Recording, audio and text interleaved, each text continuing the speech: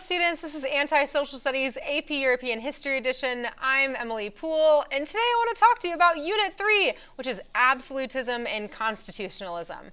Now, before I even get into Unit 3, it is very important to note, students, that we are in a new time period in AP European history. Our first time period was 1450 to 1648. This time period is 1648 to 1815. Now, you might be thinking, but Ms. Poole, 1648? That's a random assortment of numbers. Why would that be a marker date in AP European history?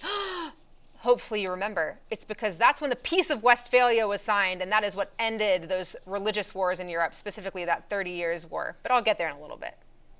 My Unit 2 foreshadowing was, in the wake of these religious wars, in the wake of the French Wars of Religion, in the wake of the 30 Years' War, how are states going to choose to rule? Are they going to allow religious pluralism, which means that people can practice whatever faith they want without fear of persecution? Or are governments going to step in and say, hey, actually, I don't know, to be French is to be Catholic?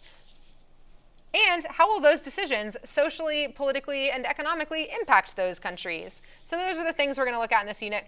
This unit obviously focuses on political themes, right? The unit is called Absolutism and Constitutionalism. So our focus is politics, but our historical thinking skill focus is going to be comparison. Our guiding question is, what types of political systems exist in Europe from 1648 to 1815, and what are similarities and differences between those governmental systems? Now let's go back and talk a little bit about contextualization. The Protestant Reformation happened, and this was a drastic change in European history. Catholicism was the glue that united so many people together and that kept the peace in Europe from the fall of Rome to essentially 1517. So for over 1,000 years, the Catholic Church stepped in to fill that political void, to bring cultural unity to Europe. And when Martin Luther nails his 95 Theses at the church door at Wittenberg, he drastically fragments that European religious unity, and it starts to divert into all of these different Protestant faiths and Catholic faiths. And of course, that culminates in wars of religion. The 30 Years' War happened in the center of Europe, in the Holy Roman Empire, in modern-day Germany, and that was devastating for Europe. Millions of people died, and it started out with these genuine religious conviction, but over time became really politicized. And in the wake of the 30 Years' War, nations are faced with this question. Man, do other nations have the right to practice whatever they want to practice and we should leave them alone? Do people within those nations have the right to practice whatever faith they want to practice and should we leave them alone and let them do what they want, or not? How do we ensure stability after a time of chaos? I mean, these wars of religion plagued Europe. So many people died, and these governments are now faced with the question, like, what do we do to bring order back to the chaos that just ensued for the past couple of decades? So we see this play out in two ways in Europe. Way number one is some monarchs decide to double down on absolutism. Absolutism means, ruling absolutely. And a lot of these kings are claiming to rule by divine right. They are in charge because God has placed them in charge. And because God has placed them in charge, you need to do whatever they want to do, and they should have all of the power. Louis XIV right here is a great example of an absolute monarch, and he's the one that I encourage you to focus in on the most. Because he's just a wild character, he helps build or starts building Versailles, and he's a great example of a consolidation of power in order to try to bring peace to the chaos that was the French Wars of Religion. So he consolidates his power by having a super strong economy thanks to his finance minister. He consolidates his power by engaging in wars to try to gain more power. And then he also consolidates his power by limiting the power of the nobles, which might not be like the best idea in, I don't know, a couple of decades. But we'll get there when we get there.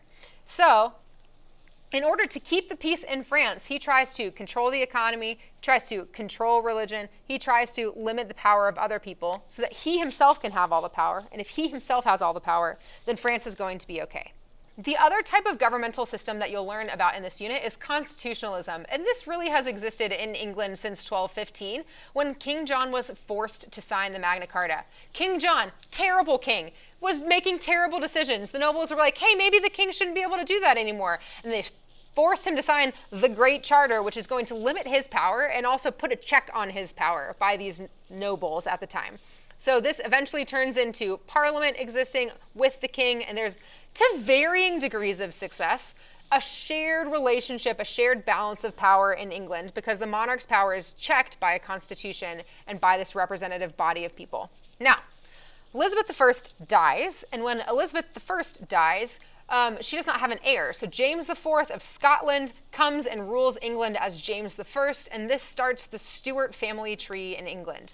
James I comes to England and is like, what's this Parliament thing?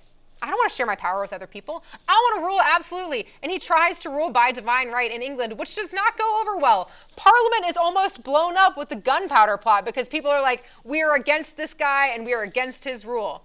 And his son after him, Charles I, rules the same way that James does. And this over time culminates into the English Civil War. This Civil War is fought over, hey, there's a monarch. The monarch's power should be checked. Let's make sure that the monarch's power should be checked. Let's make sure that Parliament always exists.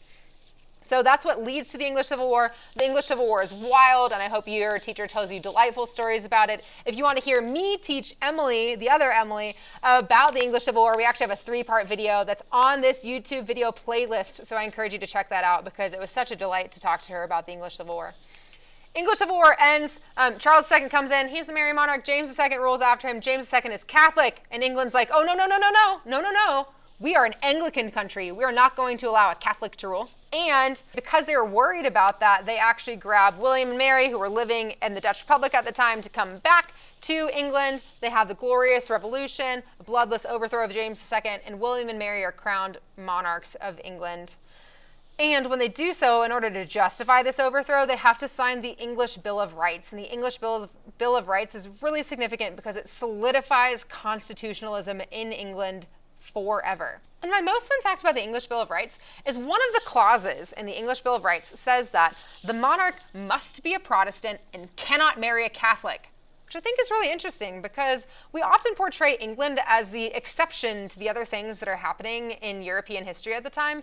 But very clearly here, we see essentially the same religious control happening from Protestants that we do see happening in France. To be France is to be Catholic. Okay, but if you're going to rule England, you have to be a Protestant, and you literally cannot marry a Catholic according to the English Bill of Rights. The one exception to the rule is the Dutch Republic. Wow! The Dutch Republic is actually an oligarchy made up of wealthy merchants. So an oligarchy is a group of people who are ruling, in this case, very wealthy merchants kind of ruling the Dutch Republic together. You're also going to learn about some stadtholders, which have local governmental roles.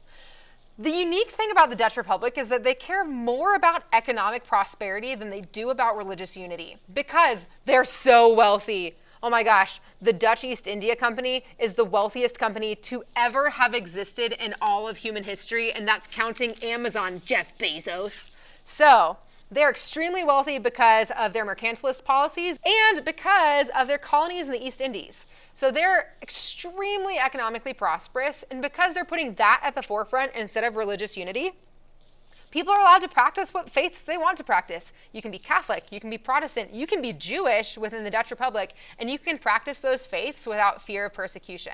So that is a notable exception to everything that's happening here. Also, Amsterdam is a key city that you should be aware of. It becomes a center of trade. It's quite cosmopolitan, super wealthy. So, for going back to that guiding question, I asked you to be able to compare absolutism and constitutionalism, and you should just be able to finish this chart by the end of this unit. Give me the definitions, tell me where it's happening. You can just come up with one specific example for each of these. It's always really important in history to understand like the overarching picture of what's happening, but then you need to be able to give me specific details that support whatever that overarching picture is.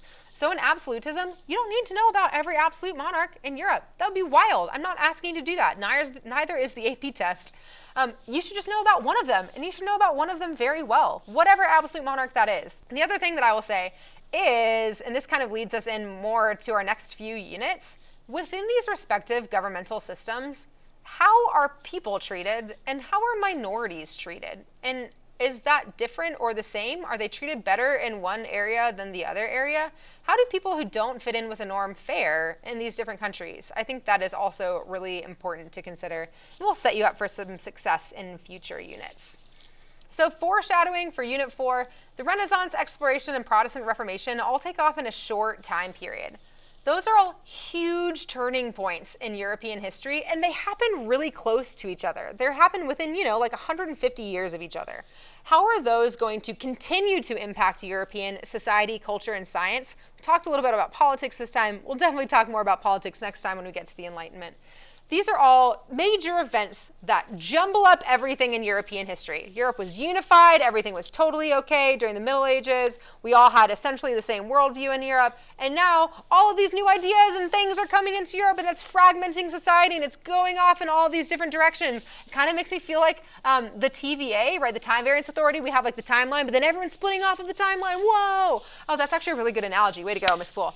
And I want you to think about that as we're going into the next unit. As always, support Anti-Social Studies. Like and subscribe to this channel. You can join our Patreon community. You can follow Anti-Social Studies on Instagram and TikTok. You can follow me on Instagram and TikTok. And students, just a reminder, I'm here for you. Which means if you're like, Miss Poole, I really need help knowing about this specific topic, put it in the comments and I will make a deep dive video about that just for you, because I want you to have a maximum success in this course. And I'm here for you, students.